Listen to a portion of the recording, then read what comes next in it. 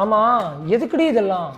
இல்ல எனக்கு புரியலடி. எவன்டி இந்த டிமார்ட்டை கண்டுபிடிச்சா? அந்த டிமார்ட்டை கண்டுபிடிச்ச மட்டும் என் கையில கிடைச்சான்னு வச்சுக்கோ, சத்தியமா புருஷனுங்க பாவண்டி. என்ன சொல்லி என்னை கூப்பிட்டு போனேன்? ஒரே ஒரு மேட்டு வாங்கணும்னு கூப்பிட்டு போனேன். மாசமான நான் சம்பாதிக்கிற காசுல ஒரு மேட்டு வாங்க கூப்பிட்டு போய் 150 ரூபா மேட்டுக்கு 10,000 ரூபாய் பில்ல போட்டு வரேன். எனக்கு என்ன டவுட்னா இது எதுக்கு? பிரமத்தனா ஓப்பன் ஆகும். இதுக்குள்ள குப்பை போட்டுக்கு குப்பையண்டி இதுக்குள்ள போடணும். தூக்கி ஒரு கவர்ல போட்டு வீச வேண்டியதாண்டி. அதுக்கு இது ஒரு 500 ரூபாய்க்கு உனக்கு ஒரு செலவு. ஆமா, இங்க பாரு. நீ தான் சமைக்கவே மாட்டியடி. எதுக்குடி உனக்கு இந்த பாத்திரம் எல்லாம்? அந்த பாத்திரம் கருகருன்னு இருக்குடா. கருகருன்னு இருக்குன்னா குளிக்கவே மாட்டேன். உனக்கு எதுக்குடி துண்டு டவல் எல்லாம்? இல்ல எனக்கு புரியல. எல்லாம் பண்ணிட்டு இது வாங்கி போட்டு இதுல எங்க அம்மா வேற வீண் செலவு பண்றாங்க. எங்க அம்மா வச்சு உருப்படியா வேணுங்கிறது வாங்குறாங்க, சமைக்கிறாங்க, சமைக்கிற பொருள் வாங்குறாங்க. நீ பாக்குறதெல்லாம் வாங்கி வாங்கி எடுத்து கவர்ல போட்டு கடைசி ஒரு வார்த்தை சொன்ன பாத்தியா, பில் போட்டு வந்துட்டு நான் வெளியே நிக்கிறேன் அப்படின்ட்டு. மனசே உடஞ்சிருச்சு சத்தியமா. எனக்கு பில்லு அங்க ஏற ஏற ஏற எனக்கு இங்க அப்படியே டப்பு டப்புன்னு அடிக்குது.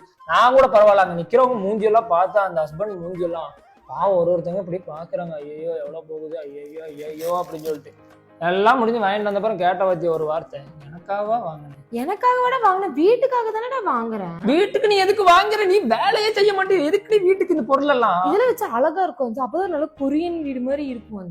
கொரியன் வீடு மாதிரி அப்படி கிழிக்கிறாரு, அப்படி கிழிக்கிறாரு, அப்படி கிழிக்கிறாரு.